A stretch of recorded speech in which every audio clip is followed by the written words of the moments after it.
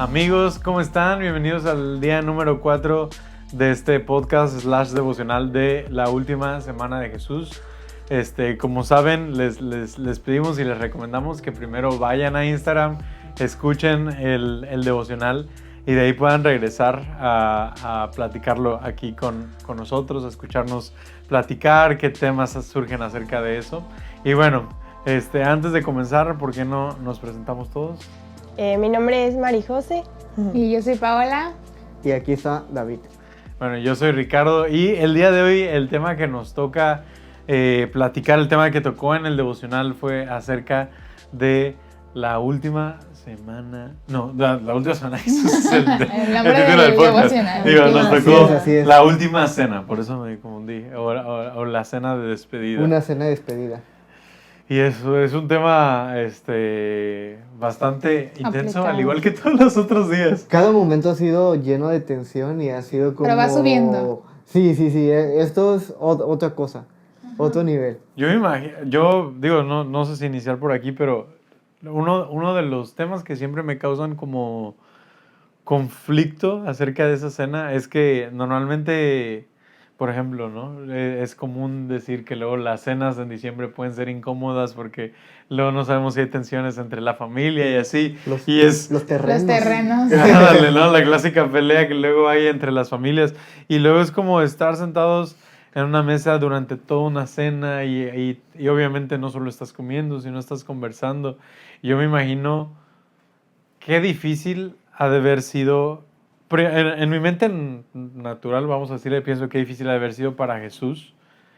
Pero de ahí como que de repente pienso y digo, no es como que Jesús se enterara en la cena que Judas la iba a traicionar. No. Sino, entonces esa complicación de esa tensión que tal vez podemos pensar que hubo en la cena, siento que era una tensión que siempre existió, ¿no?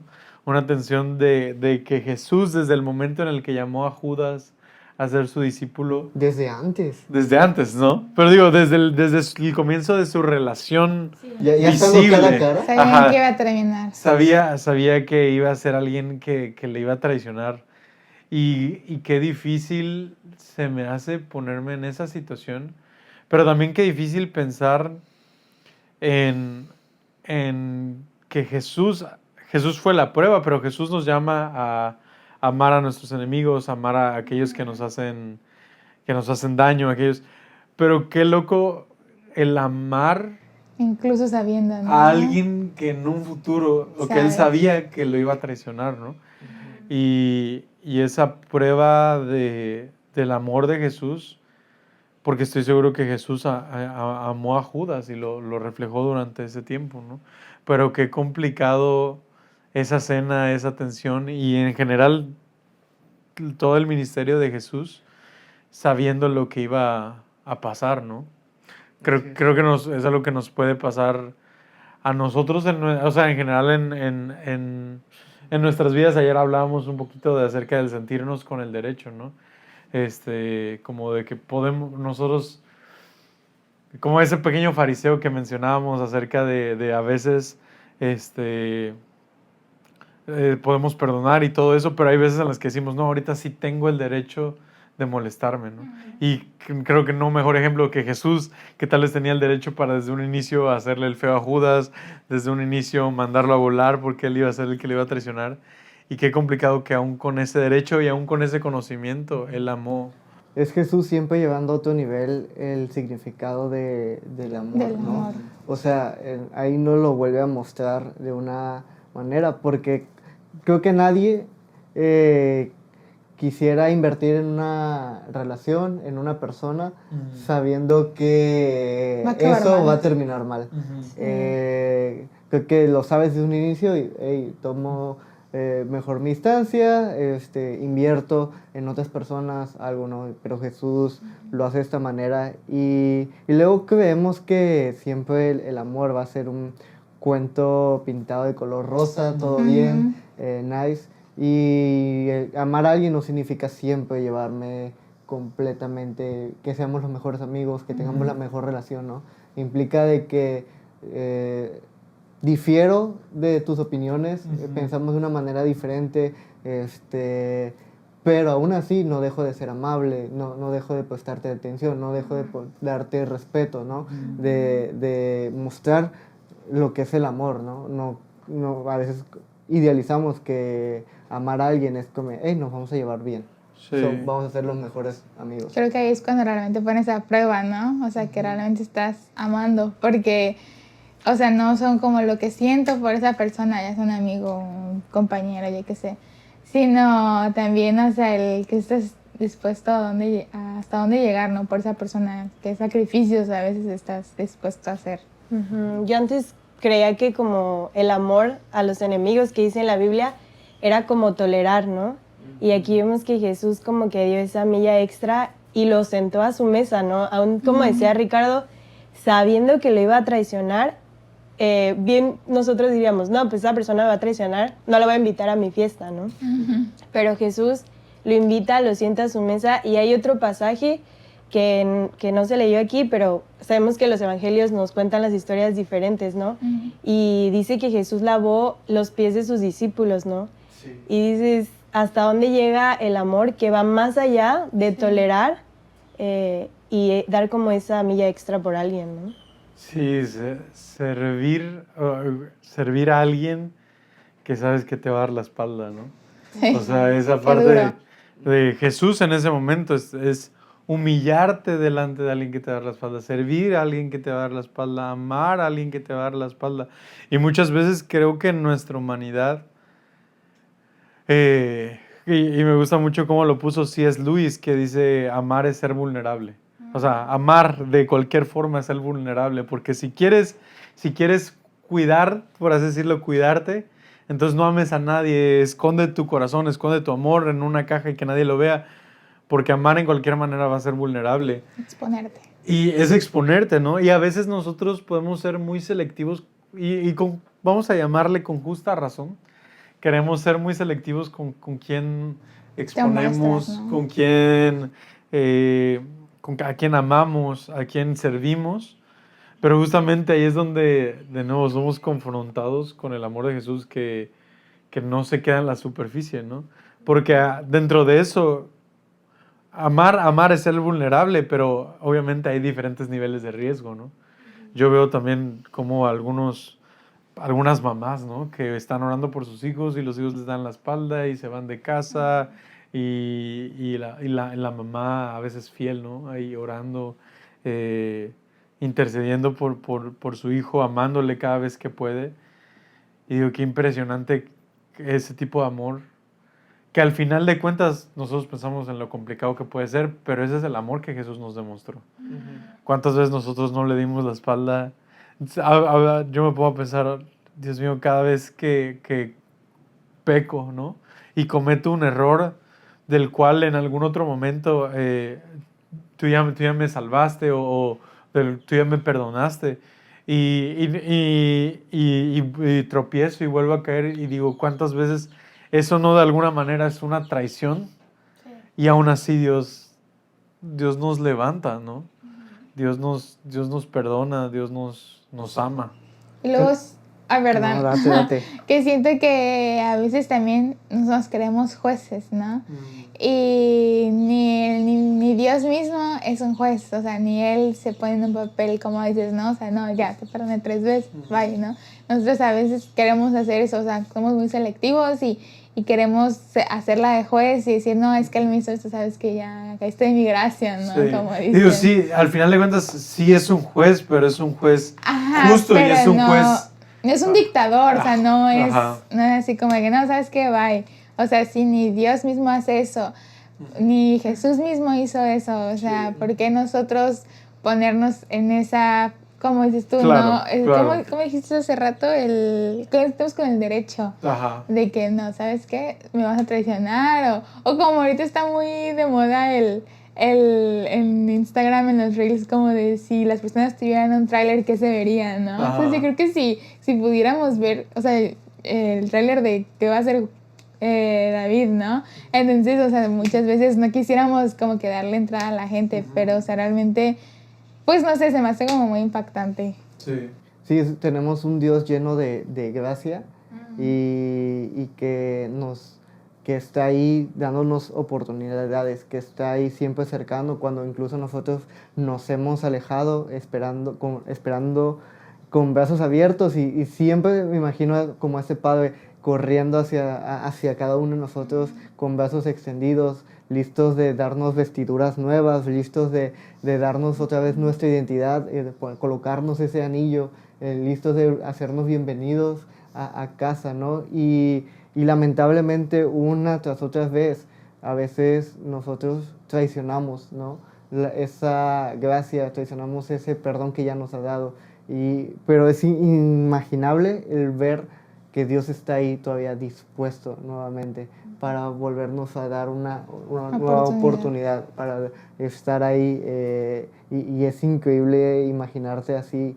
Pero también está el otro lado de que aunque tenemos un Dios lleno de gracia, no es que tengamos un pase. El pase directo, ¿no? Para estar traicionando esto, para estar pecando, para darle lugar y oportunidad a eso, ¿no? Y que justo es un buen tema porque muchas veces, incluso dentro del mismo, vamos a llamar el cristianismo, hay iglesias que critican a otras iglesias dentro de lo mismo. Por ejemplo, por decir, no, es que se habla mucho de gracia, ¿no? Y la gente, ¿cómo va a entender la gravedad de su pecado? O al contrario, al hablar mucho de gracia, van a sentir que les estás dando un pase para salir a pecar. Y me gustó mucho el ejemplo que leí en un libro que decía que una vez alguien decía, si a mi esposa que amo y que me casé con ella por amor, algún día, decía en el libro, la engaño, suponiendo que la engañara, ¿no? Y regreso arrepentido y paso por un proceso de restauración y mi esposa, ya desde un punto de vista de ella teniendo el derecho de decir, ¿sabes qué? Hasta aquí, ella perdona al esposo y le da gracia y lo perdona y todo eso. Yo me imagino en la mente del esposo que lo que menos se le ocurriría sería, me perdonó, vale, esto es un pase para volverlo a hacer.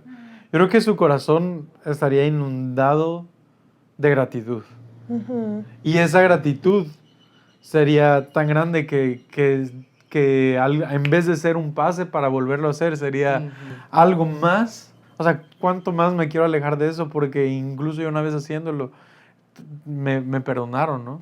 Sí. Entonces yo creo que pues de la misma manera, ¿no? Y que creo que también es pensar que cuando nosotros tenemos este amor hacia otras personas, este amor que podría parecer que a veces cae en una mala tierra, que a veces cae en un lugar donde estamos amando a alguien que sabemos que se va a ir, que nos va a traicionar, que todo esto, en un modo humano, podemos pensar que eso es un desperdicio, ¿no? Podemos pensar que ese tiempo que invertimos se desperdició, que ese amor que invertimos se desperdició.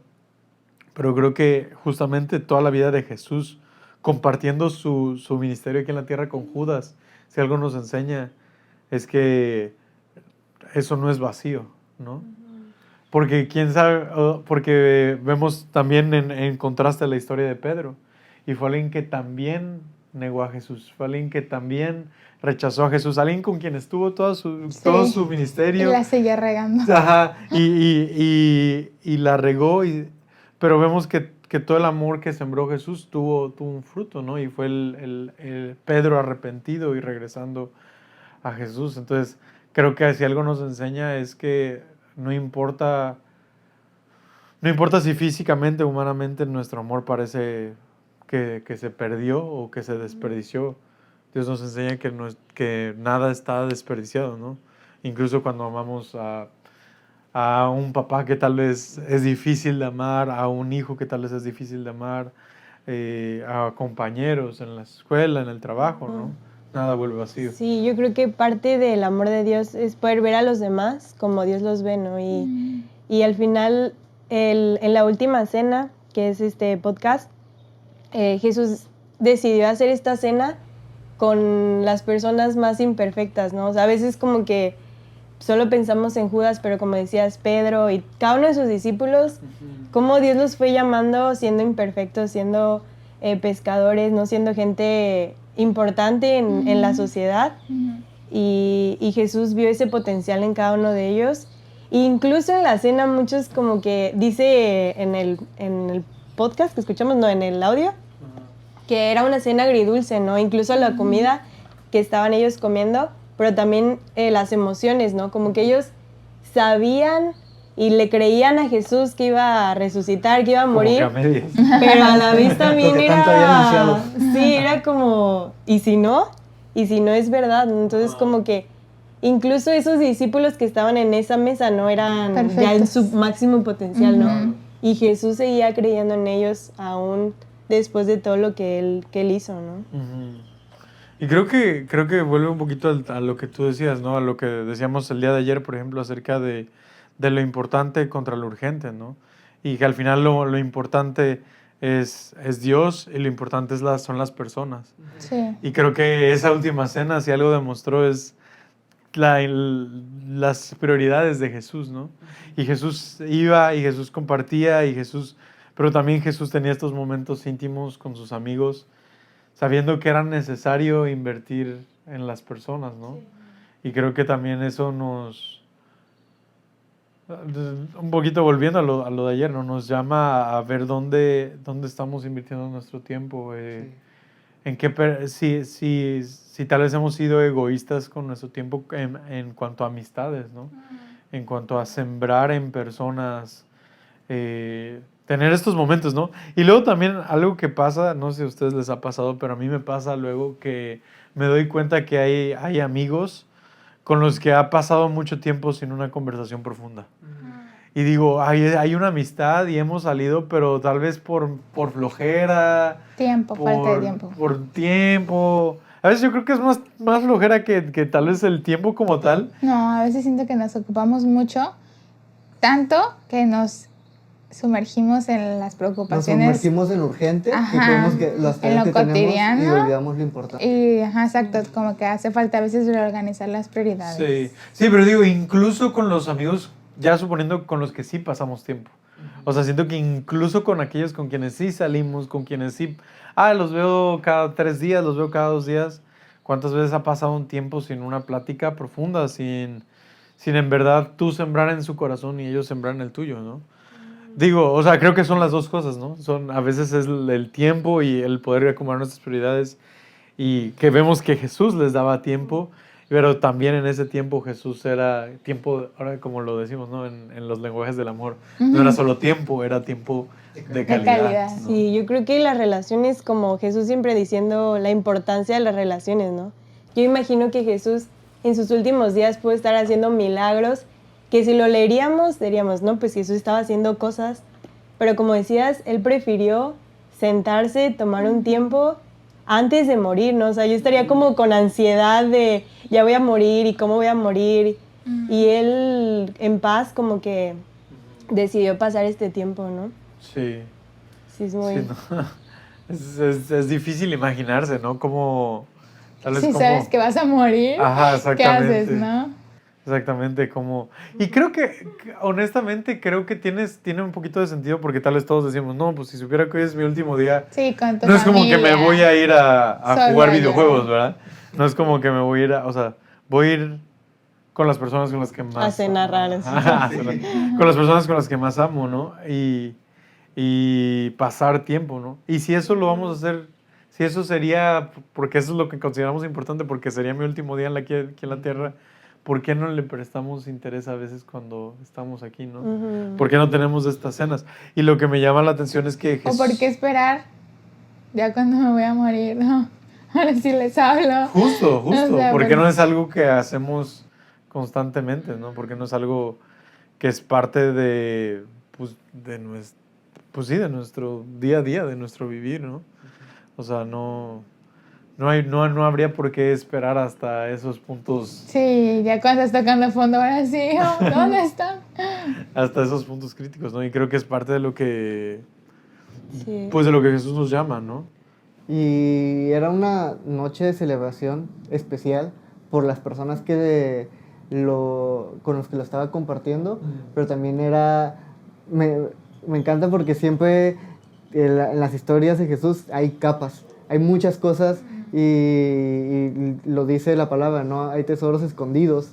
Y esa es una parte que tal vez ahorita como lo hemos conversado, hemos analizado, lo que Dios nos ha hablado, pero también estaba como esto que estaba sucediendo de que era algo simbólico a lo que estaba por venir, ¿no? Sí.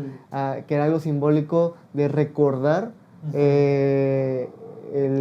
la Pascua que ellos estaban celebrando de cuando estaban en Egipto, esclavos, donde estaban viviendo en esta manera de vivir, y que a través de un cordero trajo libertad, ¿no? Que a través de un sacrificio cambió la historia de ellos, ¿no? Y esto estaba sucediendo. El mundo en ese momento y sigue habiendo una esclavitud en el pecado, pero solamente Jesús trae salvación. Solo a través de Jesús nos trae libertad. Sí, no es coincidencia que haya caído en Pascua. No. O sea, Pascua no es algo que se inició después de la muerte de Jesús, ¿no? Que a veces, como eso lo relacionamos, ¿no? Con el Viernes Santo, una Pascua, el Domingo de Resurrección, y lo relacionamos con eso, pero sabemos por la historia de la Biblia que la Pascua se celebraba desde años antes, y era justo eso, cuando Dios liberó a Israel de Egipto, ¿no? Y que en este momento donde se estaban celebrando esa liberación, Dios viniera a traer, ¿no? su liberación. Y justo esa parte me gusta mucho, que al final encomienda, o sea, les dice, hagan esta cena en recordatorio de mí, ¿no? O sea, cómo nos llama a recordar constantemente ese sacrificio. Sí, yo creo que, como dice Julio, como que hay secretitos ahí en la historia, ¿no? Como que descubres y te asombras más, pero como en el Éxodo de que pintaron con sangre sus puertas y el ángel de la muerte pasaba, ¿no? Y no entraba a esas casas. Así nosotros, ¿no? Y así Judas y Pedro y todos los que seguimos equivocándonos, como es solo con Jesús, ¿no? O sea, solo a través de Jesús es que podemos ser librados de esa muerte, ¿no? De esa muerte eterna. Y a veces como que nos esforzamos, ¿no? Yo creo que Judas se esforzó de que yo traicioné a Jesús.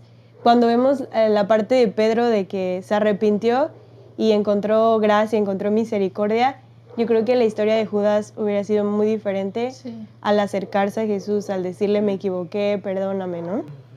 Sí, ¿cuántas veces estamos en ciclos viciosos en nuestras vidas?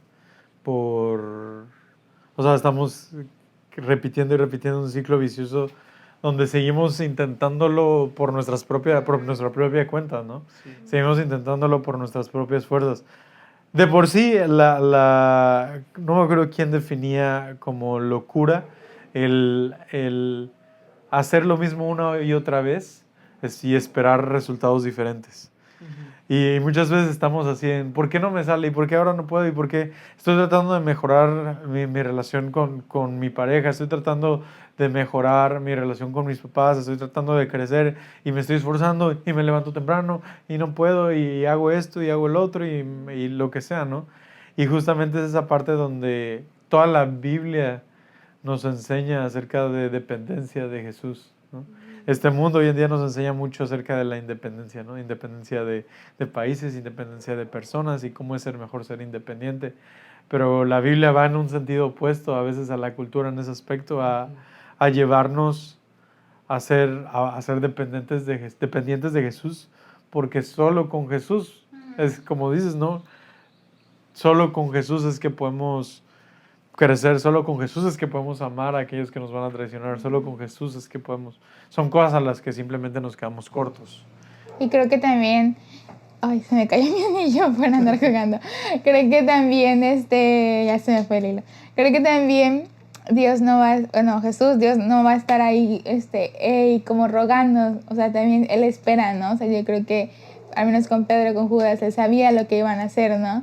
Y vemos los dos resultados diferentes de regresar a acercarse a ser independientes, ¿no? Entonces creo que Dios también está esperando que lo preferamos, que queramos acercarnos a nosotros, no él así como de Ricardo, por favor, sino como que realmente sea nuestro corazón el querer volver, el que no sea una obligación. Y es una decisión muy personal, ¿no? La parte de Judas contra Pedro. O sea, es una decisión que cada quien hace, el volver a Jesús o el alejarse más. Pero creo que como iglesia o como personas que creemos en Jesús, como cristianos, podemos, vamos a llamarle como facilitar el crear un ambiente donde las personas, después de cometer errores, aún ya conociendo a Jesús, después de cometer errores, después de meter la pata, después de caer, creo que como cristianos, en vez de ser alguien que también está juzgando a Pedro, mejor estar con Jesús también recibiéndolo, ¿no? Sí. Y creo que eso es algo a lo que nos ha llamado, que creo que es una de las principales razones por las cuales su iglesia está aquí en la tierra, para recibir a esas personas y facilitar ese ambiente donde alguien puede llegar y volver a Jesús y decir, la regué, pero aquí estoy y quiero buscarte de nuevo, ¿no? Y vemos la vida de Pedro hacia adelante y todo lo que hizo Pedro por la iglesia antigua, y es impresionante. Pero ¿qué hubiera pasado si Pedro hubiera entrado vamos a llamarle hoy en día, en una iglesia donde tal vez lo señalaron y lo rechazaron? ¿Quién sabe si hubiera dicho, no, pues sabes qué, me voy con mi compa Judas y ya, bye, ¿no? Y que tanto eso nos confronta a poder de nuevo ser comoJesús. Sí, poder, su ciclo. Amar al prójimo. Recibir, ¿no? Sí. A aquellos que incluso que la han regado ya conociendo a Jesús. A facilitar a que puedan ellos percibir, ¿no? la gracia y ese que le estamos dando ese lugar como Jesús dio a sus discípulos, porque creo que va a depender mucho también de la decisión personal, porque yo creo que en el corazón por lo que sucedió, por las decisiones que tomaron al final, en ese momento donde fueron como confrontados Pedro y Judas, creo que dependió mucho también cómo se encontraba su corazón, ¿no? Sí. Tal vez el de Judas estaba endurecido y no pudo percibir y no pudo entrar y darse cuenta la gracia que estaba recibiendo, ¿no? Y el corazón de Pedro era un corazón de carne, ¿no? Que en ese momento estuvo dispuesto y el Espíritu Santo, Dios, hizo una transformación en su vida, ¿no? Pero que podamos como iglesia facilitar, sin importar cómo se encuentra el corazón de las personas, que podamos transmitir como esta gracia, ¿no? Que podamos transmitir el perdón y amor de Dios. Sí, yo creo que a veces como que también el egoísmo, ¿no? De yo estoy bien con Dios y ahí Él está equivocado, ahí lo dejo, ¿no? Y justo lo que preguntaban a Jesús, ¿no? ¿Soy yo Señor? ¿Soy yo Señor? Ah, no, entonces está bien, no soy yo, ¿no? Y cuando Judas dice, soy yo Maestro, y dice, si tú eres, como que ya los demás, no fui yo, es Judas, ¿no? Y ahí la diferencia de tal vez sentir ese, como Judas, tú puedes, ¿no? O sea, aguanta, un gallo más. Sí, se encontró con la verdad, sí, pero no era como, no fue ya vete de aquí, no fue nada de aquí, o sea, estamos aquí, está el amor, estás todavía en la mesa, ¿no? La historia puede ser diferente. Y creo que el corazón de Judas fue diferente. Sí, y se ve desde la palabra, ¿no? Que decían en el audio, Maestro y Señor, ¿no? Sí. Que ahí se ve su corazón que estaba endurecido, ¿no? Y no tenía esa relación. ¿no? Yo creo que eso es muy, muy importante, ¿no? Entender cuál es nuestra posición, ¿no? Cuál es nuestro llamado y qué es lo que le corresponde a Dios, ¿no? Dios es quien tal vez decide, no, pues esta persona sí tiene su corazón muy endurecido y esta persona todavía puedo hacer algo ahí, ¿no? Pero muchas veces nosotros, como decías, creo que hace ratito, que nosotros tomamos ese papel, ¿no? Queremos decidir en quién invertir, porque no, tú ya estás muy, muy perdido, ¿no? Sí. Y cómo Dios nos llama y creo que de eso se trata el recordar, ¿no? Lo habla ahí con la comunión, con el pan, con el vino, recordar la muerte de Jesús y lo que eso significa. Y eso significa que sí, Jesús murió por mí, Jesús murió pero Jesús murió también por todos, ¿no? Jesús murió por aquel compañero de trabajo que me cae mal. Jesús murió por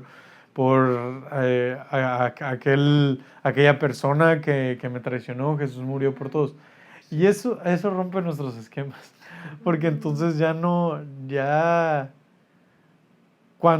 creo que por eso por eso Dios nos pedía que lo hiciéramos, ¿no? Que fuera algo que hiciéramos constantemente, porque necesitamos constantemente recordar que Jesús murió, pero Jesús murió por todos, ¿no? Y de eso se trataba esa cena, de eso se trataba de poner un precedente de cómo puedes estar a la mesa con personas que te van a traicionar y que nunca van a regresar, personas que se van a equivocar pero que van a regresar, personas que no han llegado a todo su potencial, personas que, como Juan, que era el discípulo amado, personas que te aman con todo su corazón, y que Jesús nos invita a en la mesa con todos esos tipos de personas, ahí recordar lo que Jesús hizo y compartir lo que Jesús hizo. Y ese ejemplo de esa última cena que la han pintado en murales, la han hecho, o sea, se ha vuelto una obra de arte por lo que significa cada persona que estaba ahí representada y lo que nos reta a nosotros, ¿no? A llevar ese tipo de personas a nuestra mesa. Sí. No solo a los que amamos, como al que sabemos que va bien, como Juan era, tal vez, ¿no? Pero también a aquel que nos va a traicionar, ¿no? Y eso, una mesa para todos. Y eso creo que nos confronta, nos reta, pero también nos da tranquilidad, porque sabemos que en cualquier posición que nosotros hemos estado, como Judas, como Pedro, como Juan, ahí Dios ha tenido un lugar en la mesa para nosotros. Sí. Entonces, pues no sé si hay algo más. Creo que es mucho hay mucho que nos podemos llevar para seguir masticando y meditando. Pero bueno, qué bueno que nos pudieron acompañar de nuevo el día de hoy en este día 4. Ya vamos en el día 4. Y bueno, ¿por qué no oramos antes de finalizar, ya para cerrar? Señor, gracias por este día. Gracias por la representación tan impresionante que fue esa última cena, y lo que significó para ti en aquel momento, pero lo que significa y el reto que significa para nosotros el día de hoy. Te pido que tú puedas poner tu mano en nuestras vidas y ayudarnos a ser como tú en aquella cena, que sentó a su mesa a aquellos que amaban, a aquellos que le iban a traicionar, a aquellos que se iban a equivocar, y que sin hacer excepciones sentaste a todos a tu mesa. Así ayúdanos como iglesia, como personas, a tener espacio en nuestra meta, como así tú has tenido espacio en nuestra mesa, así como tú has tenido espacio en tu mesa para cada uno de nosotros. Te amamos en el nombre de Jesús. Amén. Amén. Amén. Y bueno, este fue el día número 4. Nos vemos mañana para el día número 5. Hasta luego.